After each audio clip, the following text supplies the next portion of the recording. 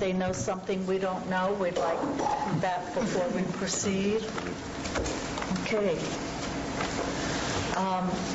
We have this whole week scheduled for budget hearings, considering what's before us. I don't know if we'll finish today or finish on Friday. But,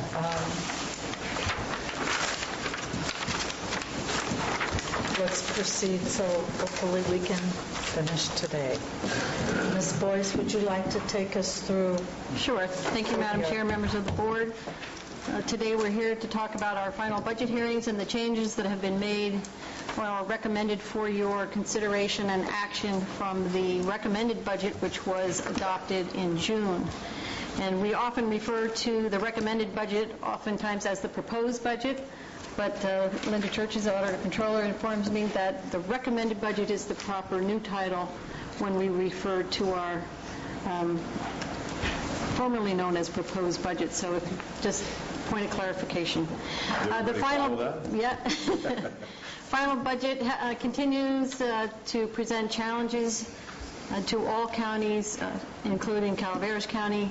We continue to feel the negative impacts of the severe national recession, California's continued fiscal crisis, and our lingering economic declines. As you know, we still do not have a state budget. The budget before you is structurally balanced, albeit it does continue to have a significant exposure due to prospective state and federal legislative actions. We do not have a state budget. There is continued concern about the state shifting program responsibilities to counties without adequate revenue sources for increased program costs. And I think where we hear this kind of the footsteps or the drumbeat, particularly this year, has to do with public safety and some of the state's proposals to shift some of the nonviolent offenders to local jails as opposed to sending them to state prisons. And you'll hear more about that later. Jeannie, can I just want to make it? The supervisors, if you have any questions during the presentation, by all means ask them. And as far as the public is concerned, we will be opening it up to any public questions or comments after the presentation. And I believe department heads already know what they can do. Thank you. I'm sorry, Jeannie. Please proceed. That's okay. Before you, the final budget recap, you can see that the appropriations for final budget are $150,617,276. That is for all funds. That's an increase from our prior year 2009-10 appropriation limit of an increase of $4,179,508, or 2.85%. As we look at specifically at the general fund, you can see that in our prior fiscal year 9-10, we entered the year with only a cash carry of $183,542. This year, the board took significant action in the spring because of the decline in revenues at mid-year and the estimates for declining revenue, which required significant board action and reductions to close an estimated $3.1 million deficit in the spring going into this current fiscal year. As you can see, our revenue continues to decline in the general fund. We have an appropriation for the general fund of $57,245,227. Thankfully, to the shared sacrifice with our labor groups, our workforce, we have been able to come to negotiated agreements whereby there have been concessions which will generate some additional savings, and you'll see some of those savings realized in the ability to increase our contingencies in final budget to $902,027. And we had about $386,000 in contingencies at the recommended budget. Jeannie, up there on last year's budget where you have transferred to reserve $507,953, that was never done? That's correct. The board utilized that money because at mid-year you had significant losses in revenue, which instead of making mid-year cuts and additional layoffs mid-year in 2009-10, the board chose to use that money to stave off additional cuts. So last year, we really utilized not only the money that the board had intended to go to increase reserves, but we had also dipped into contingencies. And I think that's the scary part of this whole economic climate, is that when people look at that contingency of $902,000, they think, gee, we got a lot of money sitting there. Well, folks, we blew through about $700,000 pretty quickly when our revenues really declined beyond anybody's expectations. Now, our budget is built on conservative estimates. We have looked at financial trends, the data, economic data that's available to us, and we feel confident in our estimates, but nobody has a crystal ball. So I think it's very prudent that the board keep that contingency level high.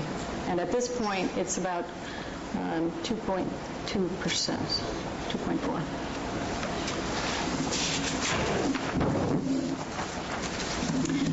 If we look at, some of the reasons for the decline in the overall health of the general fund, you can look to the property tax revenue devaluation and the decline. We were fortunate that the acting assessor had said, gee, I think we're going to experience a decline of 7 to 10% when we were developing the recommended budget in the spring. And we planned for a 10% decline. Unfortunately, it was greater than that, albeit Leslie was pretty darn close. We experienced a 12.28% decline in our property tax revenue, so we've adjusted the budget down. We've lost an additional $231,129 in property tax revenue. That also impacts the vehicle license fee revenues because of prior budget deals with the state legislature, which is known as the triple flip. So we've adjusted those VLF revenues down as well by $104,622. As you can see, from recommended budget to final, we have a loss of $335,751 for property tax and VLF. The good news, if there is any since recommended budget, is our sales and use tax and our Prop 172 revenue estimates are holding. We have not had to decrease those estimates. In fact, there is a little bit of extra money, about $116,000 for our sales use tax in lieu money, which, quite frankly, I can't come up with a good explanation of why that particular one went up a little bit when all the other revenues seem to be either flat and these revenues are decreased, but in looking at the trends, we were able to adjust that. I very much like to thank our union leadership groups and county employees who have negotiated salary concessions to enable us to put forth a prudent budget. Before you is a schedule here that shows you some of the additional savings generated by the concessions, as well as some of the additional costs that the board was willing to contribute towards health insurance. The cost savings for the 4.6 salary reduction, which is in place for the SEIU labor group, mid-management, supervisory, confidential, elected officials, and department heads. You can see that that salary reduction will generate $830,361. In exchange for that salary reduction, staff has agreed to be furloughed 12 days. We have 7 fixed days, most notably around the holidays, the week of Thanksgiving. County government will be closed, as well as between Christmas and New Year's. There are some exceptions based upon the state law. Obviously, we have some 24/7 operations. We have some specific circumstances, such as the landfill, treasurer tax collector. Some offices will have to have some minimum staffing, but all folks are committed to making the furloughs work as best we can. You can see the additional insurance costs before you will be offset by some dividend funds that the counties received from our CSAC Excess Insurance Authority for some prior year premium savings, for a net savings of $666,636. We are in the process and continue to negotiate with our Calaveras County Public Safety Employees Association, and we hope to resolve those outstanding issues soon. The DSA and Sheriff's Management, their contract is not currently open for negotiation.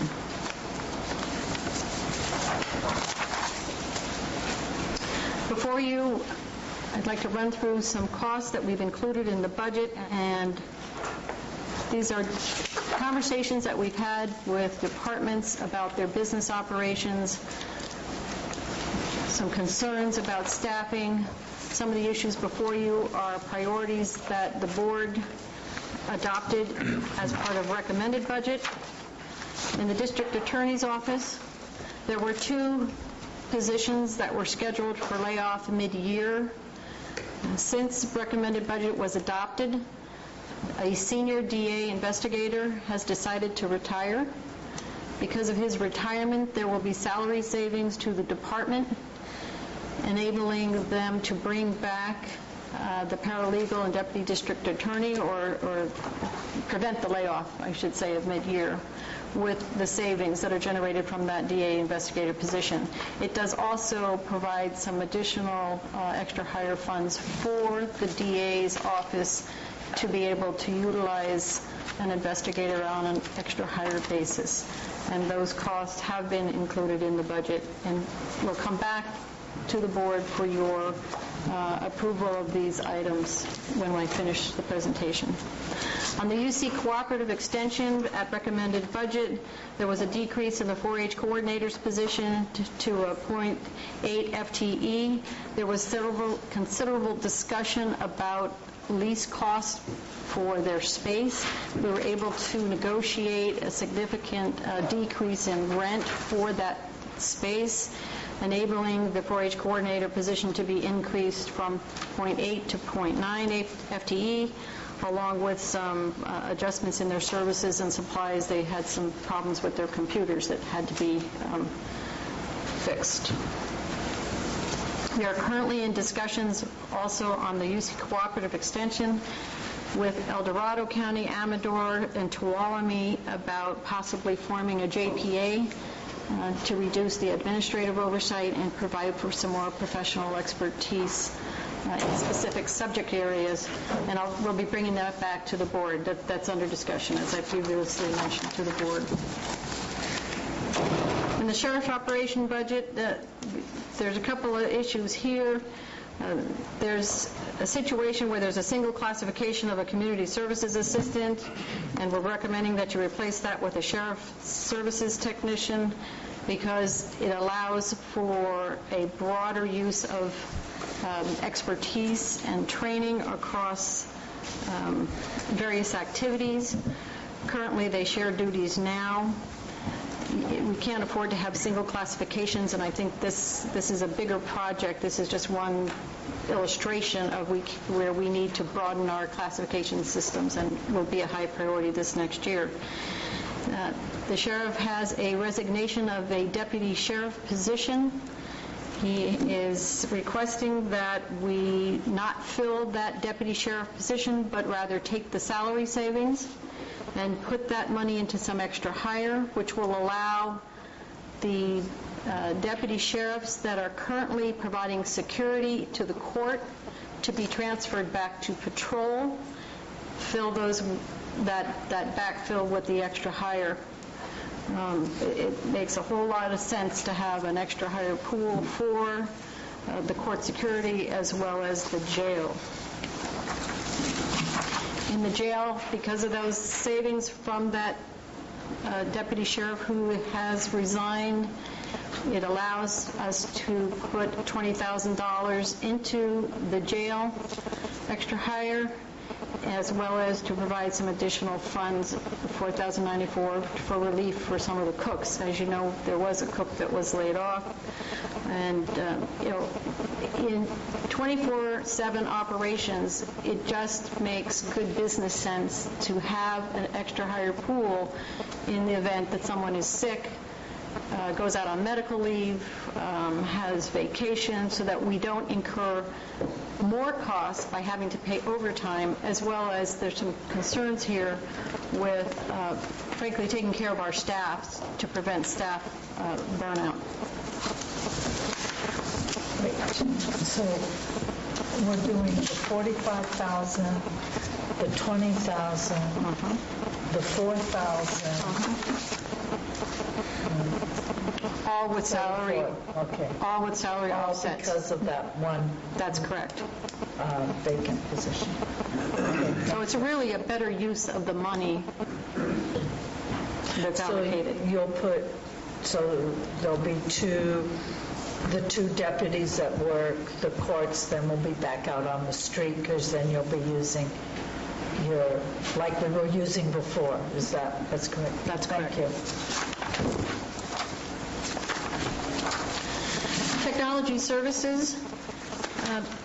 We've had extensive discussions with Howard, and I think we will be coming back. In fact, I know we will be coming back to you in the next couple months with some additional changes in technology services, but it requires more study. Right now, Howard is experiencing some big transitions with resignation of staff. He's had layoffs, and he also has his key business analyst position, who will soon be our new auditor controller come January.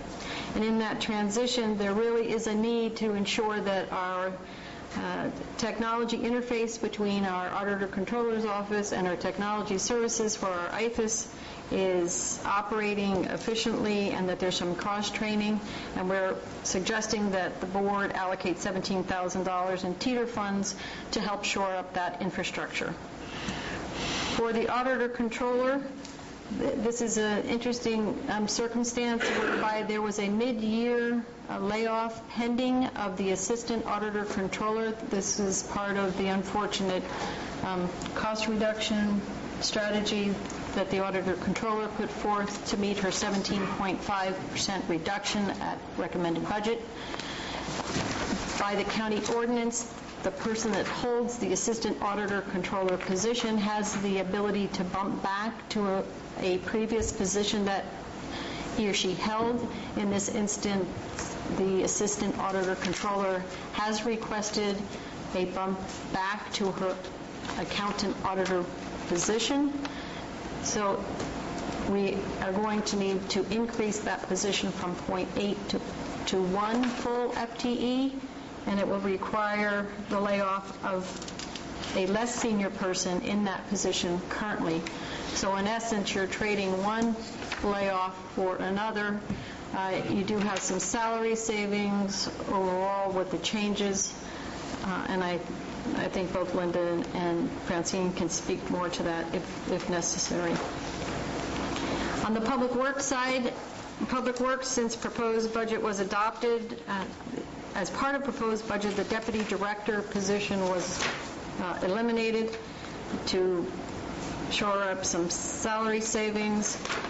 Since then, Public Works has gotten word that they will be receiving about $45 million in new state-funded projects for bridges and a host of other grants that they've been had good fortune and I think a result of some excellent grant writing abilities in that department that have increased the county's coffers for public works projects. But it also comes with it an increased administrative burden for tracking and making sure that those grant requirements are met. We're requesting the board to eliminate the clerical 3 assistant 3 position and replace it with an administrative assistant rather than create a new position. It would be a good use of funds, and it would be state funded. The Air Pollution Control District, currently you do not have an air pollution control officer. By state law, you must appoint one. Brian Moss as the Environmental Management Agency Director has been acting in this capacity since early 2010, I believe it was January of 2010. We're requesting the board to consider appointing Brian as the Air Pollution Control Officer, compensate him for his new additional duties, and create a new position, which is an Air Pollution Control Technician position, which would be a lesser cost, but very able to accommodate the responsibilities that are required of that specific district. The additional cost would be $10,906. There were significant savings to the Air Pollution Control District this year because you did not fill that specific Air Pollution Control Officer position. I had concerns on this one, which I think I told Zachariah about.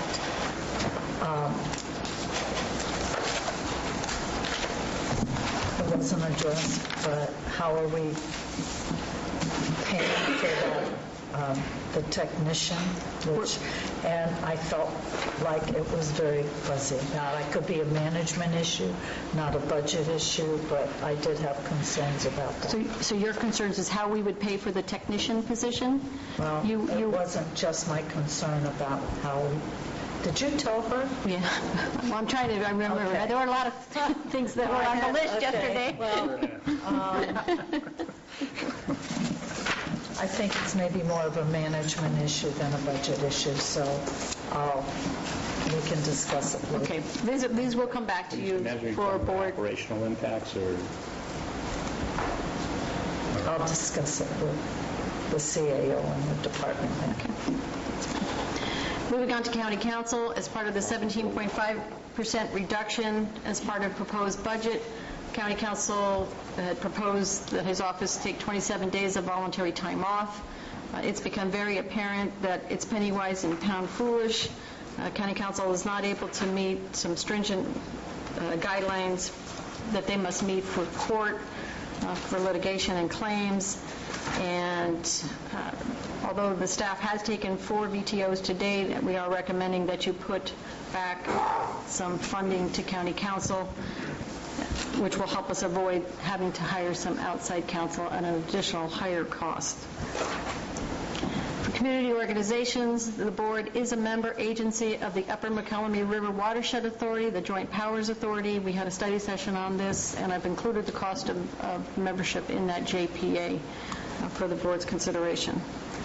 On the coroner's office, this is a very volatile budget. You never know when the coroner may have additional autopsies and the number of autopsies, so it's hard to predict, but based on the service load that we know about and budget costs to date, we are suggesting that it's prudent that we increase his budget by $20,000. The auditor's office, Linda Churches has brought to our attention 2 different issues having to do with audits.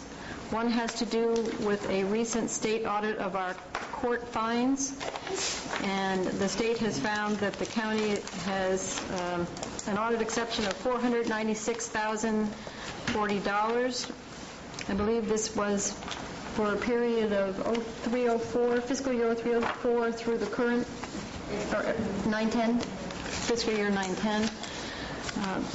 The Auditor Controller is proposing that we pay back the state over a 5-year period. The state does allow us to pay in increments. The first year repayment would be $116,575. We have included that in the budget. So that is money that we in fact owe the state. Those 5 years have to be in a row? I like that. Yeah, that's good. Yeah. The next issue has to do with the fire districts, 3 in particular, and with the property tax distribution. The Auditor Controller's Office has done a preliminary internal audit that indicates that the county owes 3 fire districts approximately $210,000. The 3 districts are Jenny Lind, Central Calaveras, and Foothill Fire Department. I know that Linda has been in contact with the 3 districts, but really, I think, Linda, you can recommend to the board what you think we should include in the budget this year. If anything, we have not put anything in the budget to date. If the board so chooses to pay this, I would recommend that we take this out of teeter. So Linda, would you like to speak to that issue? Just a couple of comments on this one issue. I know this has been an ongoing issue if you read some of the correspondence that was put in the packet. And most of this stemmed from, I guess, an interpretation of HOPTR, which is the homeowner's property tax exemption. And in my opinion, it is part of the secured. The homeowner gets a break and then the state reimburses us for that amount. So in my opinion, it should always have been paid to the districts, and it had kind of been withheld. The one reason that I did in my memo, I put, I think it would be reasonable to pay it back over 5 years, and that typically, in most audits, is a reasonable time frame. The state was giving us 5 years to pay it back. I just thought that was reasonable. And on the other hand, we have had other audit findings that we did take out of teeter to just pay it back all at once. So either way, I think is reasonable. I did have a question. I did have a question on the fire district. The way I read it is we reallocated it incorrectly to the 3 fire districts. What I thought I just heard you say is that we didn't give it to them to begin with. Right, we did not give it to them to begin with. And that was previous CEO's interpretation mainly. There was like one calculation error, but most of it was, of this amount is HOPTR. Is all of this related to the areas that are not covered by fire districts and that become county service areas, and we're having to, well, we're obligated to have some fire coverage? This is, for instance, in our area, it's Sheep Ranch and the immediate area around it, opted out of paying parcel fees some time ago, but we then wind up covering that territory, and Central Fire takes the responsibility. This is the money that was supposed to reimburse for that. Right. The contracts had stated that they would be reimbursed the secured property taxes derived in that area. So the situation in terms of timely payments, this is for services already provided that actually the districts incurred expenses for, and this would be to reimburse for that. Is that the situation? Right. All right. That's how I understand. I have a question about that fire district payment. It's come to my attention, Mr. Hawkins, that you've been working with some of the fire districts to polish up and clean up some maintenance issues on their tenders. I mean, this is something like a bad dream that doesn't go away. I thought the tenders were behind us a long time ago, but can you expand on how much money we're having to spend on those tenders that they've been using for years, and now they're asking us to spiff them up and do maintenance and stuff before they actually take title to them? Sure. We've been meeting for the last 3 months, and it historically involved the original 5 water tenders purchased around 2001. The districts proposed a request to the board of what we could find in the file about 18 months ago, perhaps 2 years ago, that asked for certain costs to be reimbursed in exchange for a transfer of the title from the county to the districts, as originally intended by the Water Enhancement Fund. That action was not carried through, and it was complexed by a decline in the Water Enhancement Fund that we can identify going back probably to the beginning of the recession around 2006, of a dramatic decline in water enhancement revenues. The result of that was districts incurred out-of-pocket costs because the Water Enhancement Fund didn't have money to pay for repairs. So in our meetings the last couple of months, we've been trying to capture the topic, identify the costs, where we can finance the costs from, and how we can spread the cost over several years. That report is complete, and we'll be scheduling a study session here shortly. But there's no relation between that issue and this particular item. All right. Well, you were dead on with this. Yeah. Okay, thank you. Okay, moving on. In terms of revenue revisions, this is an area where, in talking with the Public Works Director and looking at the workload in the Land Development Division of Public Works, which receives some funding from the board through the VLF discretionary funds, there's 1.5 FTE positions which can be reassigned to state and federal funded projects for savings to the general fund of about $99,900. And so, because the workload is not there currently in the Land Development Division, but there is work on the capital project roads, we haven't included not transferring that VLF funding to Public Works, but rather keeping it in the general fund. It keeps our workforce working, and it also addresses some staffing needs in the capital projects for Public Works. As far as compliance projects, the county must complete an American with Disabilities Act facilities plan for the government center. But we have included $50,000 in our CIP budget utilizing COP funds. I am pursuing the use of community development block grant funds. I've been denied by the state so far, but I'm going to keep pushing back to see if we can use some CDBG funds for that effort. The building department will take the lead, but will require the assistance of some consultant services to make that happen. Technology upgrades, there is a need to upgrade the software for Permits Plus. This is a software program that is used by building, planning, environmental health, and public works. It processes the permits, and it's the collection and monitoring of the fees. And we're recommending that we complete that upgrade with $11,000 of TEETR funds. Also, we don't have this up on the slide, but we did make some additional changes to the CIP budget. We had $70,000 budgeted at recommended for the electronic access and security project for Government Center. The quotes are coming in higher. They're coming in at around $100,000, so we've increased that $30,000 in the CIP. And again, this is one of those things where we have to bite the bullet and use technology to stop throwing good money after bad, to just keep rekeying at high costs. There are some additional changes to the animal services area for fencing and for a cooler for where the cats are kept, because we have had some issues with heat in the area where the cats are. So hoping to make some minor upgrades that will be quality upgrades. That's approved. How did I know that, Marita? Moving to TEETR projects, the capital asset requests, Howard Stallman has indicated that as part of recommended budget, there were a number of items that were approved by the board, but he has new information and is making some recommended changes. And Howard, would you like to address this?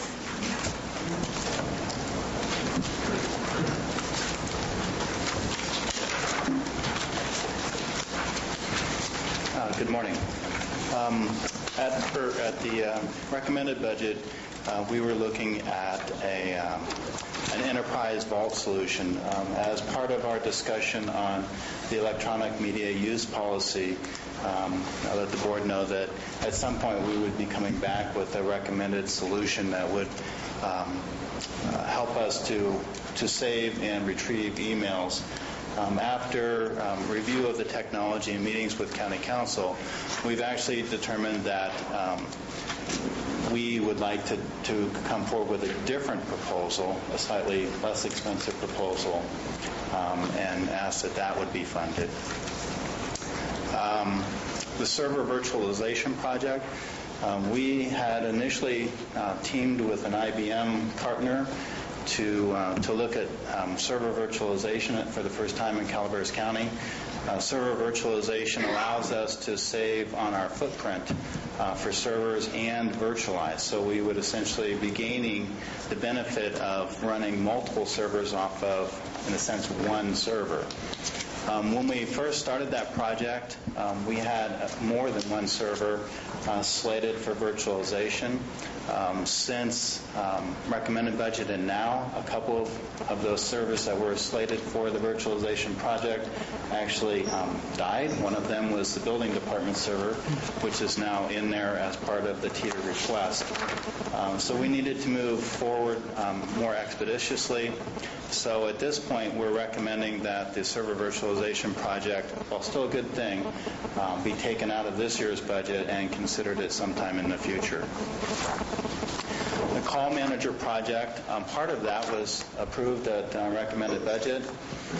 In our discussions with the consultant before recommended budget, we were led to believe that we could continue to use our existing server infrastructure until we determined that there was not enough core memory in those servers, and that the core memory is no longer available. So our options are very limited. We can upgrade with generic technology and lose our support from Cisco on those servers, or we can go forward and install new servers that would be fully supported by Cisco. So that's what's before you today is essentially new servers to supplement or to enhance the call manager upgrade project that was already approved at recommended budget. Ironport, we've been using one product for a number of years. That we've been less than satisfied with that product. So we actually at recommended budget too many recommendeds there. Anyway, asked for a different product by a different vendor. The vendor happens to be the same as we're using for our enterprise antivirus support. We since looked at a different product called Ironport from Cisco, which offers a lot more functionality, and it is by a different vendor. So now we're going to be able to rely on the experience of both vendors in helping us reduce the amount of viruses that are coming in via email, but most importantly on the web pages. As some of you may have experienced on your home computers, there are pop-ups now that display, and as soon as you click on any part of the pop-up, your computer becomes infected.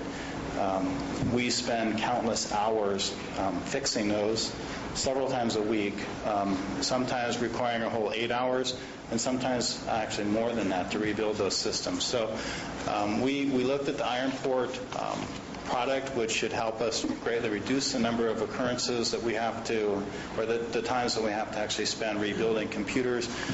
So while it does cost more than the original product, we believe we'll be gaining that increase in cost back in efficiency savings to staff.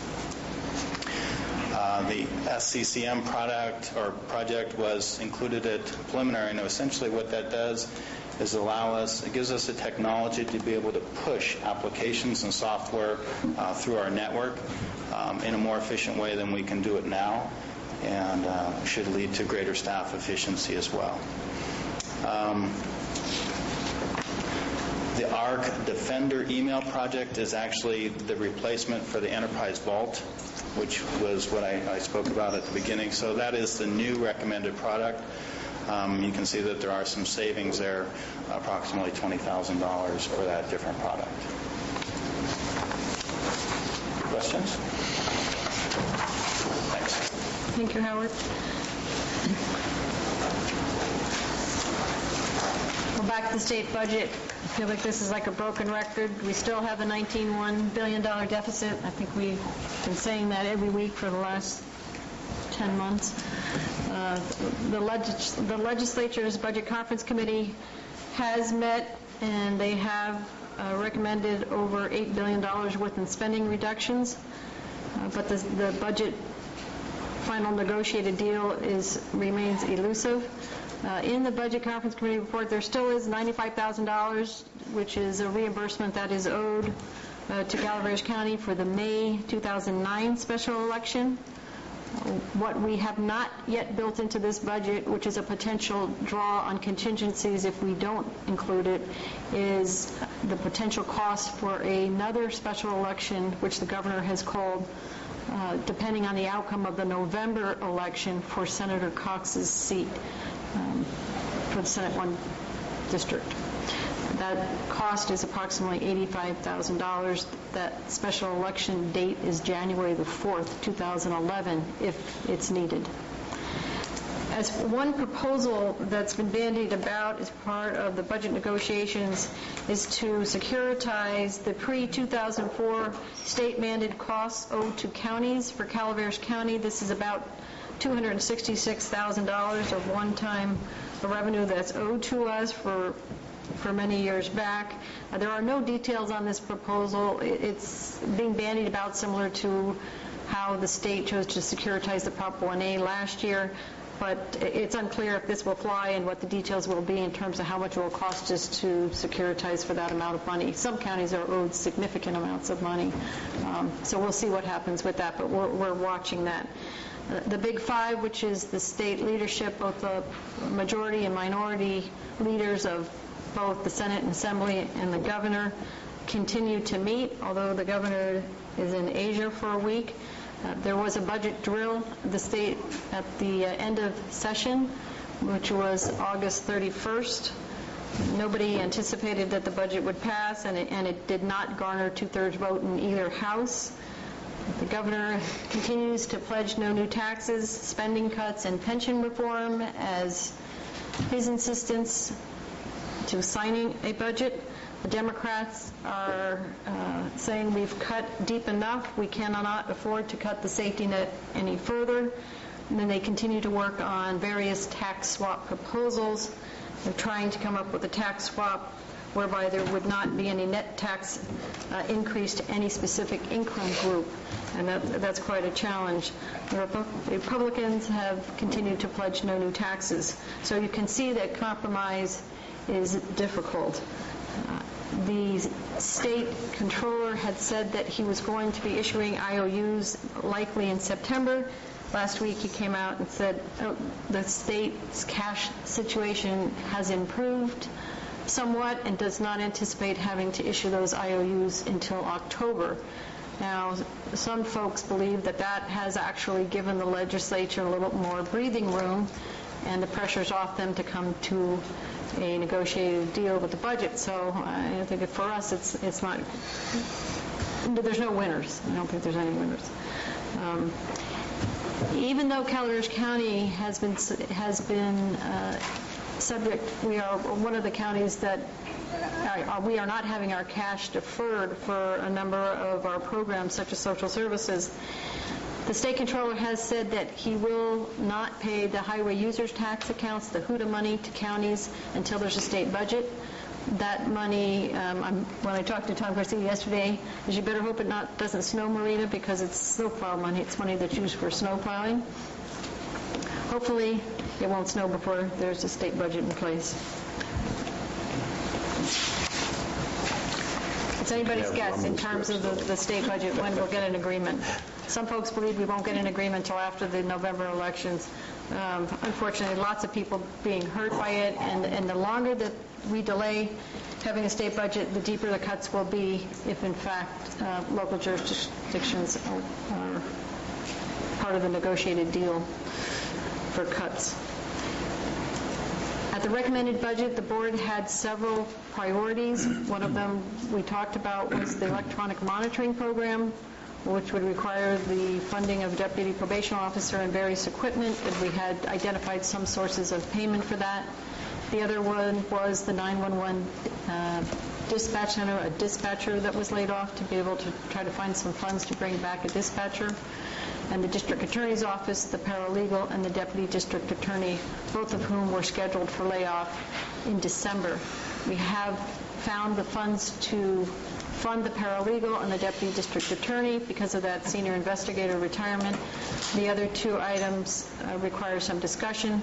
The chief probation officer, Terry Hall, is here and has a PowerPoint little presentation. They've done some additional work on the electronic monitoring program in discussions with the sheriff's office and the district attorney's office. So, Terry, let's see, oh, there you are. Why don't you come on up and let's talk a little bit about the electronic monitoring. Good morning. How are you today? Just to clarify, we have an electronic monitoring program in this county. What we're trying to determine is if we can move forward with a pretrial release program. I'd like to pass out the slideshow presentation to the board members, if that's okay.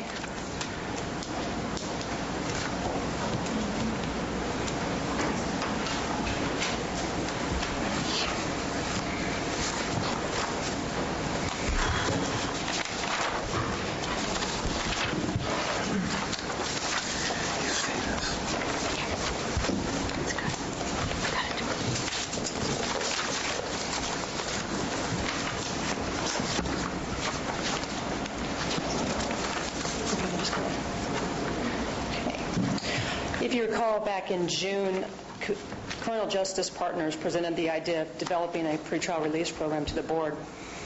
The board supported the idea and recommended that we seek out funding through grants or concessions.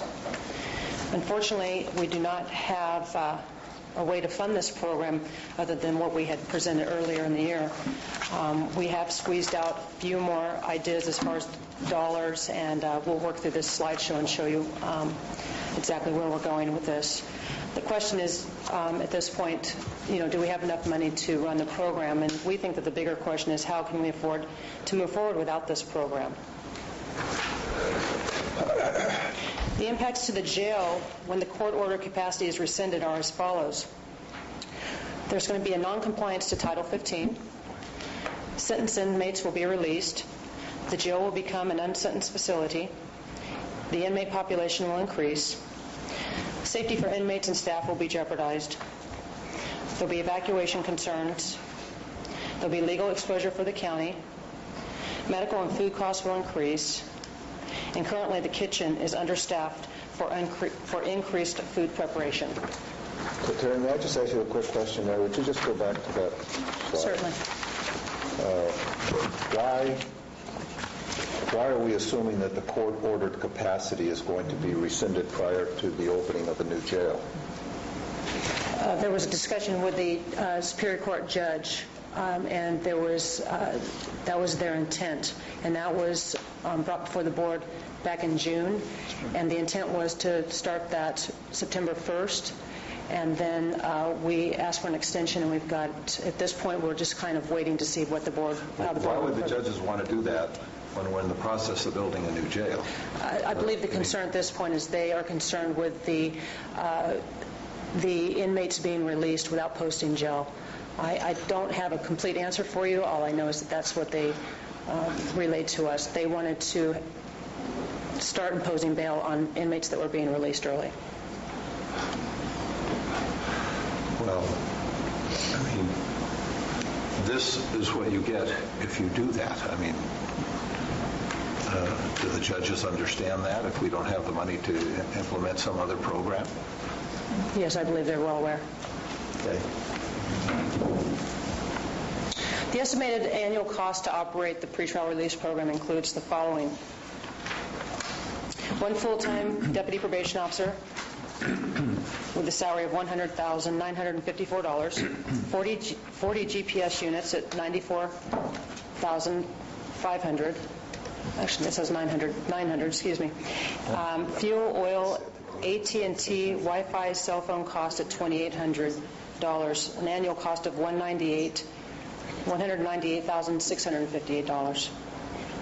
The next three slides reflect the annual cost to the county if we begin the program on October 8th, 2010, and run it through June 30th, 2011. When prorated, the probation officer's salary will decrease to $73,983. The $73,983 will be reduced another $36,451 due to internal reductions. Those reductions include a retirement of a Deputy Probation Officer 3, who will be replaced by Deputy Probation Officer 2, a savings of $15,483.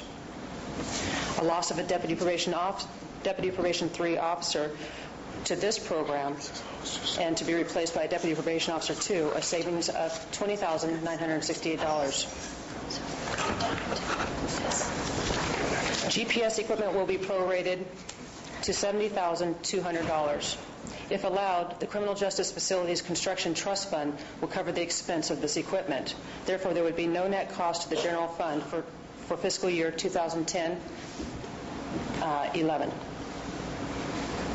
Equipment needed for the Deputy Probation Officer. You ready? There you go. The next slide. There you go.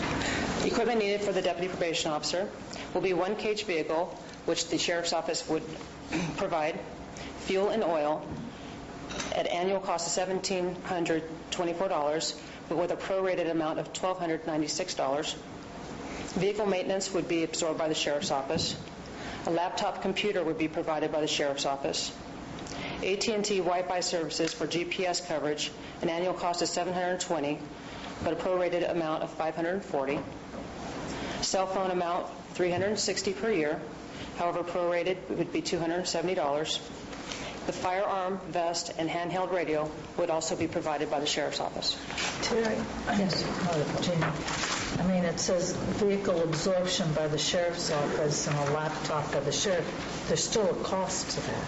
That's correct. Is that it's like still, an in-kind contribution. It comes out of the Sheriff's budget and it's still general fund dollars? Well, they have resources to share, and they're willing to share those resources. So And apparently they do have a Out of laptop. already budgeted Yeah. costs. So it's not an additional draw, or they're not asking for additional funds from the general fund for those. Okay, thank you. Calaveras County Pretrial Release Program, total net cost to the general fund for 2010-11 would be $37,532 for the Deputy Probation Officer, $1,296 for fuel and oil, $540 for the Wi-Fi connection, $270 for the cell phone, with a total cost of $39,653. Food for thought. Statewide, there was over 326,000 adult felons on probation. There are 396 of these adult felons on probation in Calaveras County. 70% of those probationers will have a new prison, or 70% of all new prison commitments are felons who have failed probation.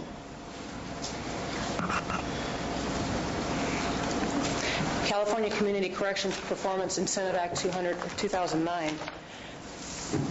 Basically, the state provides funding to probation departments that successfully rehabilitate offenders and do not commit them to state prison. Therefore, it is in the best interest of the county to improve felony probation outcomes. One way to improve outcomes is to develop an alternative sentencing program that includes pretrial release programs, which are geared towards low to medium low risk offenders, day reporting center geared towards high risk offenders. Essentially, it's a one-stop shopping where the offender reports daily and all the resources are under one roof. Drug court, which is judicially supervised nonviolent drug offenders. Work release program, it's countywide nonprofit worksite locations, and electronic monitoring offered to sentence offenders. We are currently operating 3 of the 5 listed alternative sentencing programs: drug court, work release, and electronic monitoring. We have begun having meetings and discussions with stakeholders regarding the possibility of developing a day reporting center, and there appears to be a lot of interest in starting one. The benefits to alternative sentencing programs is that public safety is enhanced, offenders are held accountable, sentences are served in full, recidivism is reduced, and there's cost avoidance for the new jail. Are there any questions? Yes. You mentioned a 2009 bill that gives us some incentives to be successful at this, and we've got sort of a prorated low-cost pilot, I guess you'd call it, that's possible here. When would we know the results of this, and can we expect that the additional costs, that we can quantify the money saved across the various categories that you've mentioned? And would we be able to do that in time for the next budget round so that we really know for sure that this has had the effect that's intended? I don't know that we would know by the next budget round. We just recently reported our baseline figures to the state regarding SB 678, and we would have to reduce currently our baseline was, I think, 12% is what we ended up with. 11.7% of our population is going to state prison, so we would have to reduce that in order to see any funding. There's a calculation, but we have not seen where the numbers plug into and what the calculation of what the monies would be coming back to the county. I would foresee that with this program, like any other program that's evidence-based, that you will see results, but I can't predict what dollar amount is going to be attached to that. Would we know the savings, for instance, to the operation of the jail? Can we calculate that in relation? I would say not now, but once we get up and running, we'd be able to have some idea, yes. I don't know if we would be able to do it in 6 months, but maybe a year we would have some idea.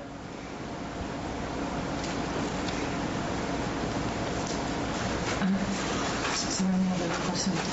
Terry, on the felons that are on probation, the 396, are those state or those county? I really wasn't... Those are the amount of felon probationers that we have in our county right now, 396. That were sentenced to... They have not been sentenced. They are currently on open probation. They have a current case with us and they're on probation. Okay. We are supervising them. You're supervising. So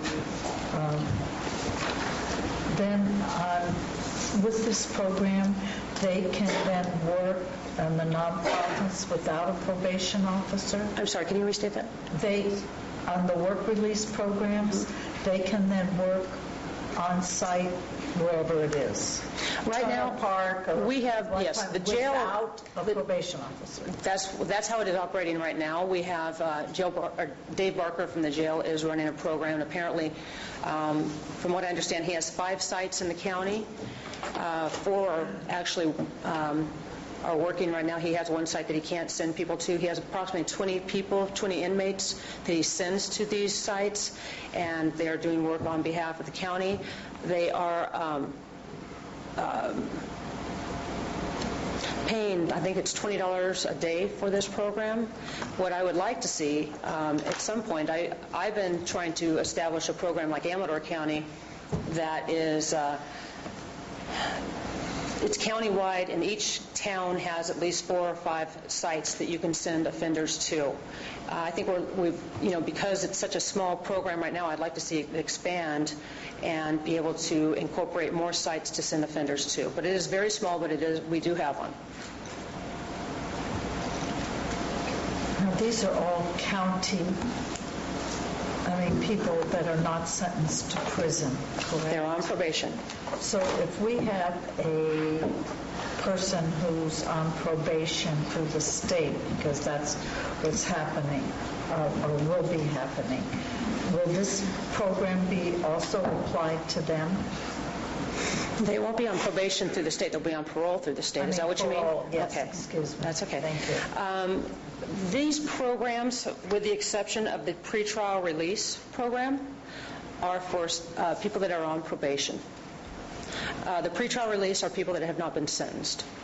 The other programs that I mentioned are for sentenced probationers. Okay. Thank you. Mm-hmm. Any other questions? Thank you, Terry. You bet.